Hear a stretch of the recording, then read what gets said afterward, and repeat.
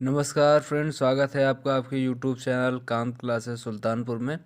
और ये आपका विज्ञान का पार्ट 3 है, जिसमें हम लोग प्रतिरोध के बारे में बात करेंगे।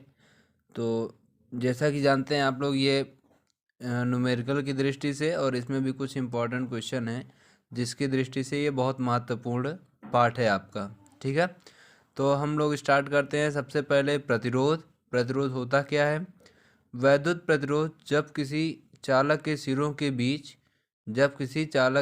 के बीच विभवांतर स्थापित किया जाता है तो उस चालक में वैद्युत धारा बहने लगती है। ठीक है, और लगाए गए विभवांतर तथा चालक में प्रवाहित धारा के अनुपात को ही क्या कहते हैं? वैद्युत प्रतिरोध कहते हैं।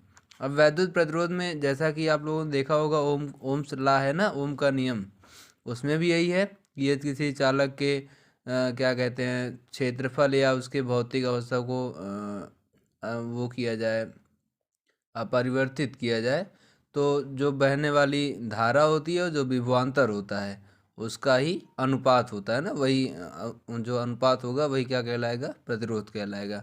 ठीक है, तो ये होंगे आपके दो प्रकार के। पहला होगा आपका श्रेणी क्रम और दूसरा होगा समांतर क्रम। देखिए, श्रेणी क्रम और समांतर क्रम ये समझना बहुत ही ज़रूरी है, क्योंकि न्यूमेरिकल में सबसे ज़्यादा प्रॉब्लम यही खड़ी करता है कि हम समझ नहीं पाते कौन सा श्रेणी क्रम में है और कौन सा समांतर क्रम में है। तो चलिए, पहला हमने क्या किया है? श्रेणी क्रम। ठीक है, तो श्रेणी क्रम में क्या होगा कि जब आप देखना कि जब ये धारा जो होगी ये, ठीक है ना, मान लीजिए यहाँ वोल्ट लगा है, बैटरी लगी है यहाँ पे, और यहाँ से जब ये जो परिपथ होगा बिल्कुल खुला होगा, ठीक है ना, कहीं मतलब चारों साइड से ये बंद है, केवल अगर कोई धारा यहाँ से बह रही है यहाँ से, तो ये ऐसे एक ही साइड से फ्लो हो रही है, कहीं बट नहीं रही है। ठीक है, कि बट रही, कहीं नहीं बट रही ना।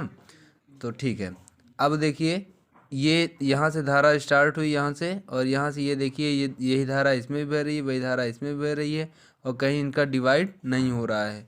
तो इस टाइप में ये क्या होंगे? ये हो जाएगा आपका श्रेणी क्रम में, जब बिल्कुल बंद परिपथ हो और कहीं से भी धारा का डिवाइड ना हो रहा हो, और एक ही देखो यहाँ से फिर यहाँ से, ये दोनों एक ही क्रम में जुड़ी हुई हैं। अब बात करते हैं समांतर क्रम की। तो समांतर क्रम में आप देखेंगे, यहाँ से वोल्ट, यहाँ से मान लीजिए कोई धारा बह रही है, तो यहाँ से बहने के बाद यहाँ पे आने के बाद ये तीन जगह जा रही है, यहाँ R1 में, R2 में और R3 में। ठीक है, तो इनका अब ये तीनों तो एक सीरीज में नहीं है ना ये।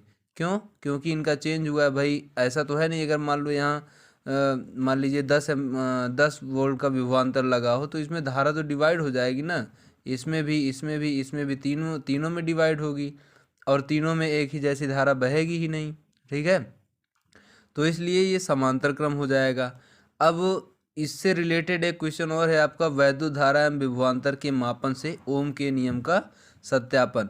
देखिए, ये प्रश्न पूछने के दो तरीके हैं इस प्रश्न को। पहला तो ये कि ओम के नियम का सत्यापन का जो आधार था वो क्या था, तो ये इसमें हो जाएगा वैद्युत धारा एवं विभवांतर के मापन से। ठीक है, और दूसरा ये कि ओम के नियम का सत्यापन कीजिए। ये बहुत इंपॉर्टेंट प्रश्न है, इसलिए इसको हमने रखा है इसमें, और आगे से भी आप लोगों के लिए ऐसे इंपॉर्टेंट प्रश्न लेके आते रहेंगे। तो इसमें देखिएगा, ओम के नियम का सत्यापन बहुत आराम से पढ़िए, कोई बात नहीं, बहुत टाइम है अभी भी।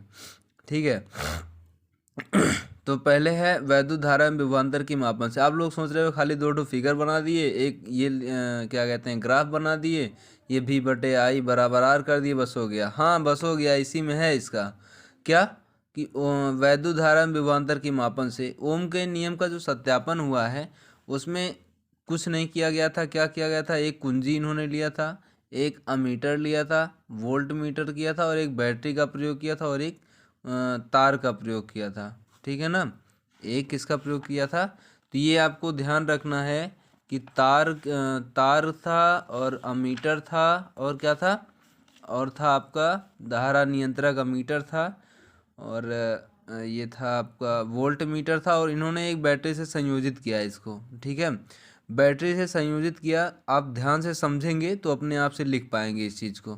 ठीक है, तो सबसे पहले इन्होंने क्या किया, इसमें एक बैटरी से संयोजित किया, और संयोजित करने के बाद इन्होंने उसमें धारा प्रवाहित की। तो उसके बाद धारा जो नियंत्रक है उससे अपना चार्ज बढ़ाते गए धारा का, ठीक है। जैसे सपोज दैट, बिल्कुल ध्यान से सुनिएगा मेरी बात को। अगर जैसे पहले इन्होंने धारा समझ लीजिए पहले 10 एम्पियर धारा थी, ठीक है, तो वोल्ट जो उसका विभवांतर था वो कुछ दूसरा था, ठीक है। उसके बाद जो धारा 20 एम्पियर हुई तो उसका वोल्ट जो विभवांतर था, विभवांतर वो भी उसी अनुपात में बढ़ा। फिर अगले में जब धारा 30 एम्पियर हुई तो विभवांतर भी इनका क्या हुआ, उसी अनुपात में बढ़ा जिस अनुपात में धारा बह रही थी। तो लास्ट में इन्होंने एक ग्राफ बनाया, जैसा कि ये दिख रहा होगा, ये ग्राफ बनाया कि जैसे जैसे हमारा विभवांतर परिवर्तित होता जा रहा है वैसे वैसे जैसे जैसे धारा परिवर्तित होती जा रही थी वैसे ही क्या विभवांतर भी बदलता जा रहा था। तो इन दोनों के अनुपात से इन्होंने एक ग्राफ बनाया, नीचे इन्होंने दिखाया विभवांतर को और ऊपर दिखाया धारा को।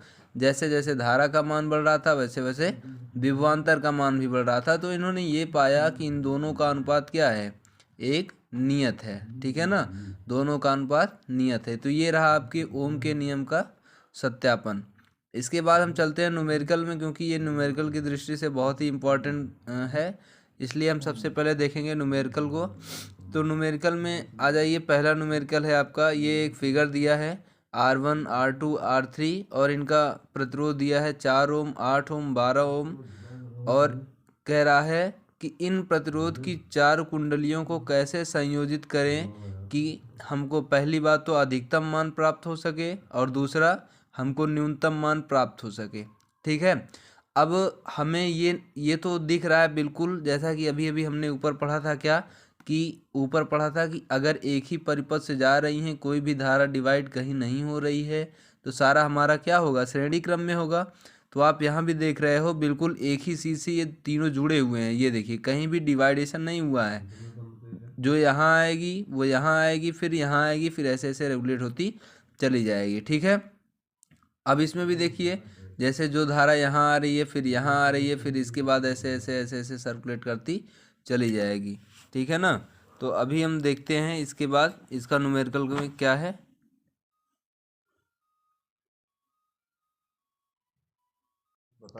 देखिए फ्रेंड, इसमें पहले क्या है, R1 R2 R3 4 ओम 8 ओम और 12 ओम प्रतिरोध की 4 कुंडलियों को कैसे संयोजित करें कि अधिकतम और न्यूनतम मान प्राप्त हो सके, है ना। तो ठीक है, सबसे पहले हम इनको क्या करते हैं, इनका मान रखते हैं यहाँ पे। R1 बराबर, यहाँ रखेंगे R2 बराबर, यहाँ रखेंगे R3 बराबर, ठीक है। R1 बराबर आपको पता है कितना दिया है, 4 ओम। R2 बराबर दिया है 8 ओम। R3 बराबर दिया है 12 ओम, ठीक। अब देखिए, सबसे पहले पूछ रहा है क्या कि अधिकतम मान कब होगा, है ना, अधिकतम मान कब होगा। तो सबसे पहले इनको हम श्रेणी क्रम में रखते हैं ना, श्रेणी क्रम, क्योंकि श्रेणी क्रम में ये जुड़े ही हैं, श्रेणी क्रम में जोड़ने पर, ठीक है। श्रेणी क्रम में जोड़ने पर क्या होगा इनको, देखिए अभी अभी ऊपर आपने क्या पढ़ा फार्मूला, ये देखिए R बराबर R1 plus R2 plus R3 plus R dot N. R dot N का मतलब हुआ कि आप जितने भी होंगे, ठीक है ना। तो इनका यहाँ से प्रतिरोध निकालिए, यहाँ पे हो जाएगा R बराबर R1 का मान कितना है, R1 plus R2 plus R3। तो R का मान यहाँ से निकल जाएगा, R1 का मान 4 ओम, R2 का मान है 8 ओम और R3 का मान है 12 ओम। इनको टोटल करेंगे अगर तो कितना हो जाएगा, 8 4 12 12 24। R बराबर कितना आ गया भाई, 24 ओम, ठीक है। ये आया आपका इस पर। अभी ये तो आ गया भाई, अभी कैसे हम जानेंगे कि ये ज़्यादा है और ये कम है ना, जानना तो पड़ेगा ना, क्योंकि बताना है कौन सा मान अधिकतम होगा और कौन सा मान न्यूनतम होगा, ठीक। तो ठीक है, हम देखेंगे, आगे देखेंगे। अब हम कर लेते हैं किस में, समांतर क्रम में। यहाँ लिखेंगे समांतर क्रम में, समांतर क्रम में संयोजित करेंगे 1/R = फार्मूला भी आपने देखा ना, ये ऊपर 1/R1 + 1/R2 + 1/R3 dot dot dot 1/Rn तक। ठीक है, इनको रखते हैं 1/4, 1/8 एंड 1/12। ठीक है, अब इनका 12, 8, 4 इनका एलसीएम लोगे कितना आएगा, 24। चलो 4 संग 24, 6 एकम 6, 8 त्रिक 24, 3 एकम 3, 12 दूना 24, 1 दुक्के 2, 1/R बराबर हो जाएगा 6 3 9 2 11। एक बार कैलकुलेशन देख लेना, 4 संग 24, 6 एकम 6, 8 त्रिक 24, 3 एकम 3, 12 दूना 24, 1 दूना 2, 6 3 9 2 11/24। देखिए अगर इसका देखेंगे तो ये R11 और 2 पॉइंट समथिंग आएगा इसमें, है ना, क्योंकि R की वैल्यू अगर निकालेंगे तो ये हो जाएगा 11R इक्वल टू 24 1 जा 24। तो R का वैल्यू अगर यहाँ से निकालेंगे तो ये हो जाएगा कितना, 24/11, 11 2 जा 22, 2 हुआ 20 हुआ, 11 1 जा 11, ये 2.1 हुआ। अब बता दीजिए आप कौन सा अधिकतम है और कौन सा न्यूनतम है। समझ में आया बात, ये आपका कौन सा अधिकतम है और कौन सा न्यूनतम है। एक बार फिर से देख लीजिएगा पूरा, मैं पूरी वीडियो आपको फिर से दिखा रहा हूँ। अभी आज हमने क्या क्या पढ़ा, सबसे पहले पढ़ा वैद्युत प्रतिरोध। वैद्युत प्रतिरोध में क्या था, चालक के सिरों के विभवांतर स्थापित किया जाता तो उस चालक में धारा बहने लगती है और लगाए गए विभवांतर चालक में प्रवाहित धारा के अनुपात में वैद्युत क्या कहते हैं, प्रतिरोध कहते हैं।